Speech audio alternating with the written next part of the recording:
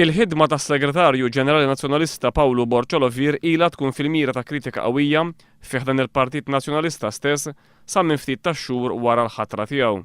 Għal iktar minn darba nbagħtu messaġġi differenti li Borċolovir mhux ikun fdat. Meta saru l-elezzjonijiet tal-Parlament Ewropew fl-2009 kien ġie deċiż id il-kampanja elettorali titmexxa mill-Ewroparlamentari Simon Busuttil u mhux minn Borċolovir.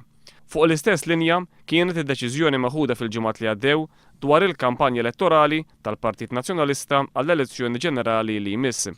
Kien il-Prim Ministru nnifsu li waqt attività pubblika ħabbar li kienet jitlob lil Austin Gatt, ex Segretarju Ġenerali tal-Partit Nazzjonalista, biex ikun wieħed minn dawk illi jmexxu l-kampanja elettorali tal-Partit Nazzjonalista.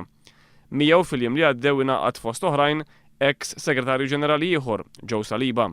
Dawn l-iżviluppi jistgħu ħafna għaliex fis-snin li għaddew f'elezzjoni ġenerali l-kampanja elettorali tal-Partit Nazzjonalista dejjem tmexxiet mill-persuna li kienet tokkupa l-kariga ta' Segretarju Ġenerali. Dawk fil-Partit Nazzjonalista li qed jitolbu li Pawlu Borċolovir għandu huwa wkoll joffri li jiġi kontestat qegħdin ifakru f'episodji li kien involut fihom is-Segretarju Ġenerali Nazzjonalista u li xejn ma poġġew lill-Partit Nazzjonalista f'dawl sabiħ. Fost oħrajn l-email li rid jibgħat lill-Segretarju Parlamentar Nazzjonalista u minflok spiċċa bagħat lill-Partit Laburista.